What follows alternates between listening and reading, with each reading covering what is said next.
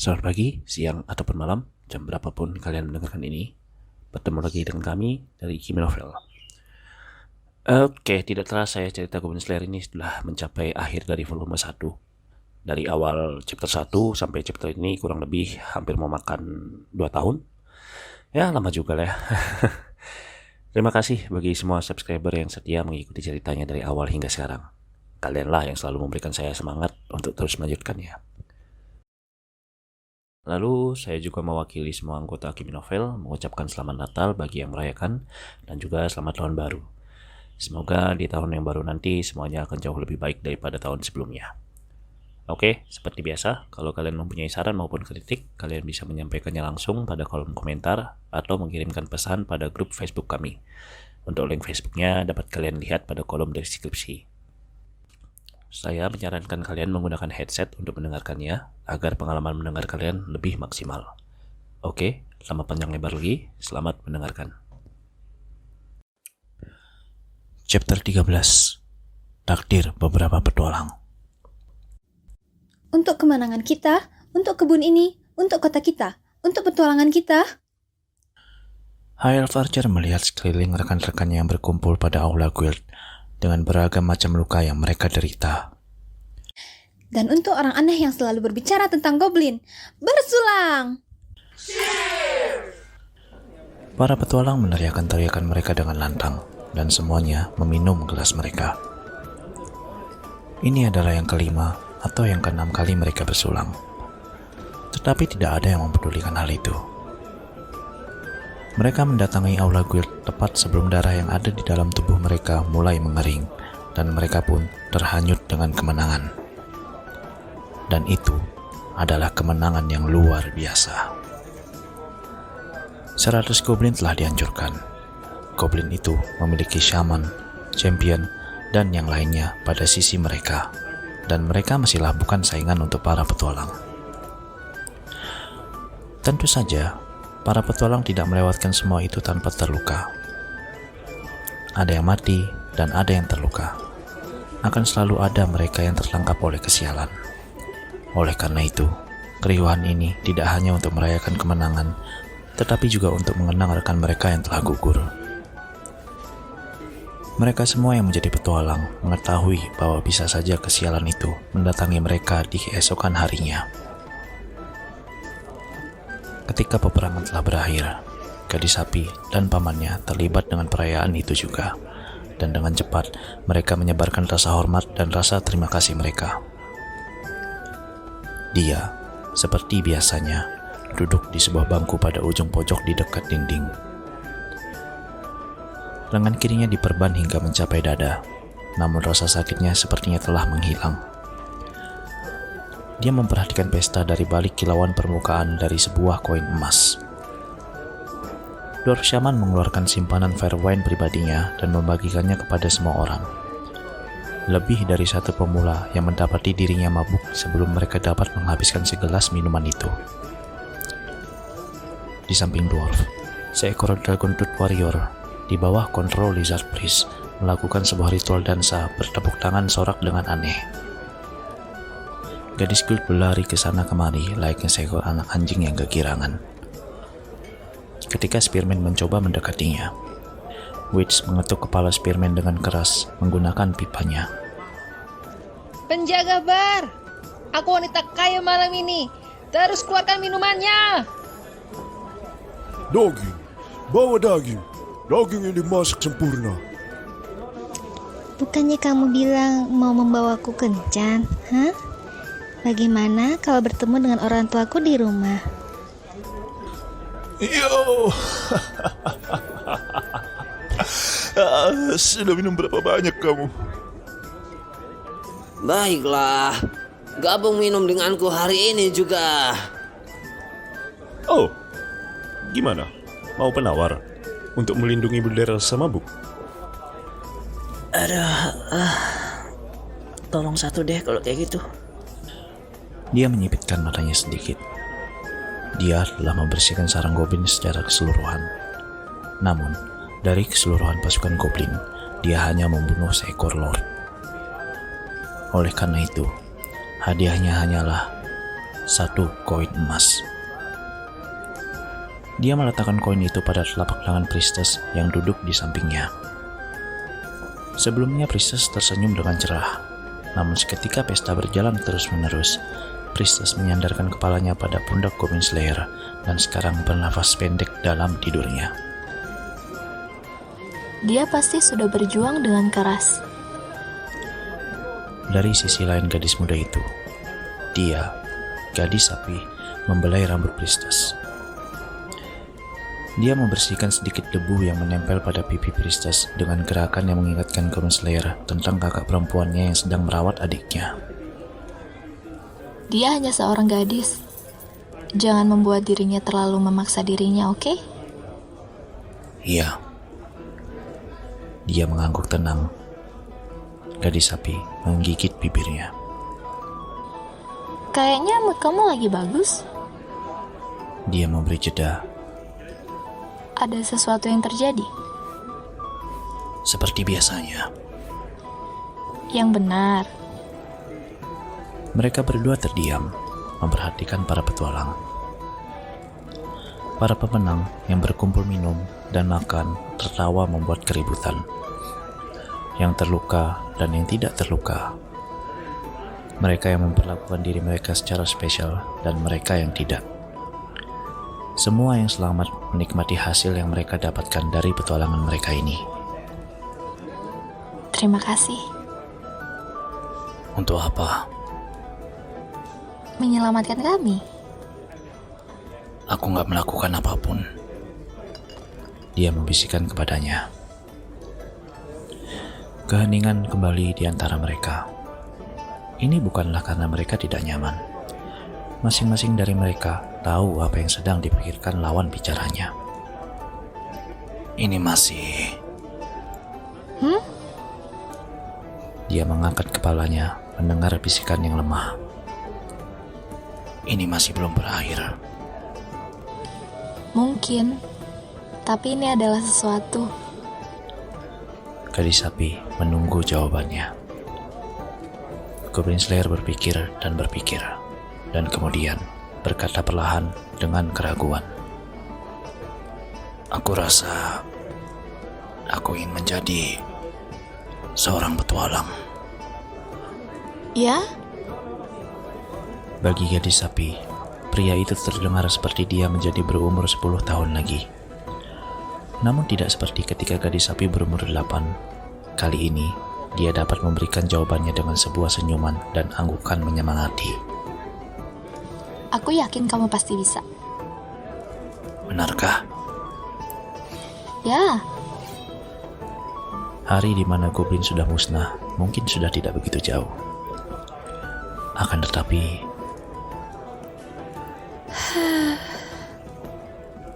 pada saat itu, Priestess bergerak. Kelopak matanya yang terkantuk terbuka.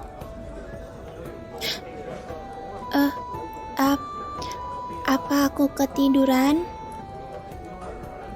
Dia bertanya dengan wajahnya yang memerah. Melihatnya, gadis sapi tertawa kecil. semuanya sudah berjuang dengan keras hari ini. Apa salahnya ingin tidur sebentar? Maafkan aku. Enggak masalah. Baiklah, aku harus mengucapkan terima kasih kepada beberapa orang. Dengan satu belayan lembut pada rambut Priestess, gadis sapi berdiri. Ungkapan Santai saja hari ini. yang dia isyaratkan seketika dia mendapatkan sebuah anggukan dari Goblin Slayer dan Priestess yang melihat lantai dan tersipu. Kamu gak apa-apa? Gak mau bergabung dengan yang lain? Priestess menggelengkan kepalanya. Aku nggak apa-apa. Dia memberi jeda. Aku sedang menikmatinya sendiri. Tidak, ini tidaklah baik-baik saja. Aku tidak tahu kenapa. Tapi ini tidak bisa terus berlanjut. Tiba-tiba, Priestess menepuk tangannya. Ini adalah sesuatu yang dia pelajari dari Goblin Slayer, yaitu lebih baik bertindak pada saat yang tepat dengan strategi yang sempurna setelah mengetahui fakta. Gimana dengan kamu, Pak Goblin Slayer? Kamu nggak apa-apa? Dengan apa? Dengan uang atau apapun? Gak ada masalah. Ini adalah pergantian topik yang belak-belakan. Dan apakah Goblin Slayer menyadarinya atau tidak, dia tetap mengangguk. Aku sudah memberikan kompensasi kepada semua orang sesuai dengan perjanjian kami. Princess memberikan sebuah tatapan penuh tanya. Aku membelikan mereka 1 ronde minuman. Princess menyentuh mulut dengan tangannya tanpa disadari. Tatapannya baru saja mengarah pada Spearman yang akan membuka tutup sebuah botol anggur. Tepat di sampingnya, Witch sedang menikmati secangkir anggur dengan kualitas tertinggi. Dia pasti sudah mengetahuinya kan? Pastinya, mungkin. Kamu teliti juga ya? Pasarlah yang memutuskan bahwa membasmi goblin tidak begitu menguntungkan. Dan apa itu tidak masalah? Menurutku begitu. Lagi pula, dia bergumam, Guildlah yang membayarkan hadiahnya. Princess melihat pria itu dengan setengah mata tertutup. Goblin Slayer tidak terlihat merasa terganggu sama sekali. Tentu saja, Princess tidak begitu serius juga. Ini hanyalah sebuah percakapan basa-basi. Princess merasa terbawa suasana. Jantung berdebar, darah mengalir deras ke seluruh tubuhnya. Pak Goblin Slayer, Ya, kenapa kamu tidak... Maksudku, kenapa tidak memasang kuas biasa saja? Apa sandiwara pada aula guild waktu itu benar-benar perlu? Bukankah akan lebih baik untuk memasang kuas secara biasa? itu adalah sebuah pertanyaan yang ada di pikirannya. Goblin Slayer terdiam. Kalau kamu nggak mau jawab, itu nggak masalah. Princess menambahkan dengan cepat. Keheningan di antara mereka semakin memanjang. Gak ada alasan yang penting, dia berkata dengan sebuah gelengan kepala. Hanya saja, ketika itu terjadi padaku, tidak ada seorang pun yang datang. Dia melihat keramaian petualang yang mabuk akan minuman. Mereka yang dengan cepat bergabung dengannya mempertaruhkan nyawa mereka untuk membasmi goblin. Dan mereka yang tidak kembali kemari, mereka yang telah mati. Ada kemungkinan gak ada seorang pun yang akan datang lagi kali ini juga. Gak ada kepastian, hanya keberuntungan. Hanya itulah alasannya, dia bergumam. Dan karena aku dengar bahwa aku ini orang aneh. Kemudian helm baja itu kembali menjadi hening. Princess mendesahkan nafasnya. Pria ini benar-benar sungguh terlalu. Oleh karena itu, Princess berkata padanya, Kamu salah. Jika kamu meminta bantuanku, aku pasti akan membantumu. Jangan bodoh. Nggak cuma aku saja, semua petualangan yang ada di kota ini, semuanya. Dalam hati, dia menghela nafasnya. Pria ini benar-benar sungguh terlalu sekali. Berikutnya juga, dan berikutnya lagi. Ketika kamu membutuhkan pertolongan, aku akan di sini. Kami semua akan ada di sini. Dari dalam hatinya adalah di mana dia menemukan kalimat berikutnya. Jadi keberuntungan gak ada sangkut pautnya dengan ini. Kemudian, dia tersenyum malu yang timbul layaknya bunga yang mekar. Begitu. Goblin Slayer bergumam dan Priestess berkata, Ya memang begitu. sedikit membusungkan dadanya. Sekarang Priestess dapat mengatakannya, kan? Jantungnya berdebar di dalam dada. Dia mengepalkan telapak tangannya dan menghela napasnya. Ngomong-ngomong, Pak Goblin Slayer, Priestess pastilah sedang mabuk. Minuman itulah yang membuatnya melakukan ini. Ya, itu akan menjadi alasan yang bagus. aku tahu ini sedikit telat, tapi bisa nggak aku minta hadiah juga? Hadiah apa? Aku mohon, Ibunda Bumi, berikanlah aku keberanian. Keberanian untuk mengatakan sebuah kalimat yang akan memberitahukannya tentang apa yang Priestess inginkan. Priestess menghirup dan menghela napasnya kembali. Dia menatap langsung kepada Goblin Slayer. Goblin Slayer tidak mengatakan apapun dalam jangka waktu yang cukup panjang. Tetapi kemudian, dia menghela napasnya seakan-akan hampir menyerah dan memegang helm dengan tangannya. Dia melepas ikatan helm itu, dan setelah pertempuran panjang, disitulah dia, di bawah cahaya ruangan ini. Priestess tertawa tanpa suara dan mengangguk, tidak berusaha menutupi pipinya yang memerah. Aku rasa kamu kelihatan lebih gagah seperti ini. Menurutmu? Pada saat Priestess mengangguk, sebuah teriakan menusuk udara. Oh, Orkbold, kamu melepas helmmu? Nggak adil, aku nggak pernah dapat kesempatan untuk melihat wajahmu. Wajah High Elf Archer merah terang. Dia menunjukkan jarinya pada Goblin Slayer, dan telinganya bergerak tidak karuan. Apa?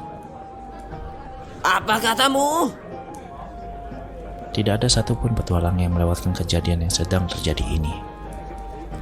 Itu karena kekuatan persepsi mereka adalah kunci untuk keselamatan mereka. Tentu saja, mereka berbondong untuk melihat pria itu, masih memegang minuman dan makanan mereka. Apa? Luar biasa. Benar-benar kesempatan yang luar biasa. Menurutmu? Aku rasa begitu. Mungkin dia hanya melepas helmnya ketika dia tidur atau sedang istirahat.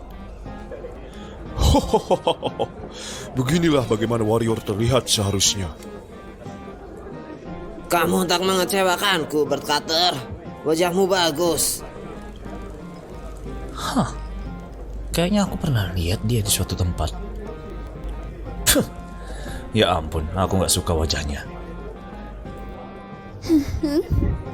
Aku yakin kamu pasti cukup tampan di balik armor itu. Tunggu, itu wajah Goblin Slayer. Hei, ambilkan aku buku yang kita simpan untuk taruhan itu. Sialan. Padahal aku sudah mempertaruhkan semua uangku kalau dia adalah wanita di balik armor itu. Aku malah mengira kalau dia itu adalah goblin. Hei, apa ada yang menebak dengan benar? Sini dan ambil taruhanmu. Dia dikerubungi oleh keluarga yang diadopsi, teman, dan rekan seperjuangan. Orang-orang yang dia ketahui dan orang-orang yang dia tidak pernah bertemu sebelumnya. Semua mencoba untuk melihat pria ini dengan lebih dekat.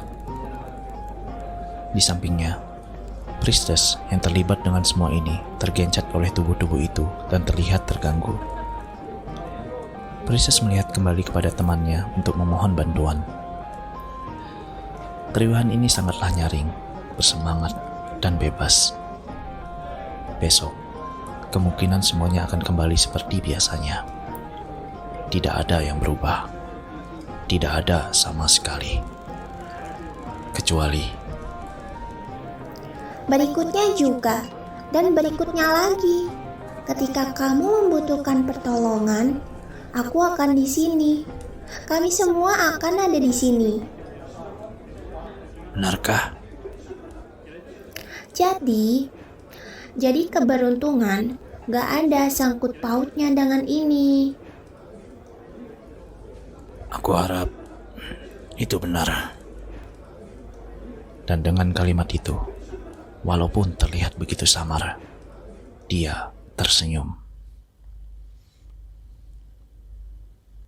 Pada suatu hari di mana jumlah bintang bersinar lebih sedikit dibandingkan dengan sekarang, dewa cahaya dan ketertiban berseteru dengan dewa kegelapan dan kekacauan untuk melihat siapa yang dapat mengontrol dunia. Persetuan ini berlangsung tidak dalam pertarungan, melainkan dengan lemparan sebuah dadu. Atau lebih tepatnya, banyak lemparan dadu. Lagi dan lagi dan lagi mereka melempar dadu. Ada pemenang dan ada yang kalah, namun tetap tidak ada penyelesaiannya. Pada akhirnya, para dewa lelah akan dadu. Karena itu, mereka menciptakan banyak makhluk untuk dijadikan bidak permainan dan sebuah dunia untuk tempat permainannya. Manusia, elf, dwarf, lizardman, goblin, ogre, troll, dan demon. Sesekali mereka berpetualang, terkadang meraih kemenangan, terkadang mengalami kekalahan. Mereka mendapatkan harta karun, mereka menjadi bahagia, dan pada akhirnya mereka mati. Para dewa yang melihat mereka menjadi senang dan sedih. Mereka tertawa dan mereka menangis. Ada saatnya para dewa dengan tidak diduga menikmati apa yang mereka lakukan pada bidak permainan mereka. Hingga rasa cinta tercipta pada dunia yang mereka ciptakan. Adalah kecintaan mereka pada dunia ini yang untuk pertama kalinya menunjukkan bahwa dewa memiliki hati. Benar, terkadang dadu menunjukkan hasil yang buruk dan kegagalan pun datang. Tetapi seperti itulah semuanya berjalan. Di dalam dunia ini, terdapat satu petualang yang berbeda. Dia adalah pria muda yang tidak biasa. Kecerdasannya pun bukanlah yang membedakannya, maupun talentanya, kelahirannya, perlengkapannya, atau apapun itu. Dia hanyalah seorang warrior manusia yang akan kamu temukan dimanapun. Dia tidak akan menyelamatkan dunia. Dia tidak akan merubah dunia. Itu karena dia hanyalah bidak lainnya yang akan kamu temukan dimanapun. Tetapi petualang ini terlihat berbeda dengan yang lainnya. Dia sangat berhati-hati, selalu memikirkan sebuah rencana, bertindak, berlatih, dan tidak melewatkan kesempatan yang datang kepadanya. Dia tidak akan membiarkan para dewa melempar dadu. Dia tidak butuh kelahiran, talenta, ataupun kecurangan. Hal seperti itu adalah sampah baginya. Bahkan dewa sangatlah tidak penting di matanya. Namun suatu hari, para dewa menyadari akan sesuatu. Pria itu tidak akan menyelamatkan dunia. Dia tidak akan merubah dunia. Itu karena dia hanyalah bidak lainnya yang akan kamu temukan dimanapun. Tetapi dia tidak akan membiarkan para dewa melempar dadunya. Oleh karena itu, para dewa tidak mengetahui bagaimana takdir petualang ini. Pertarungannya berlanjut di suatu tempat hingga saat ini.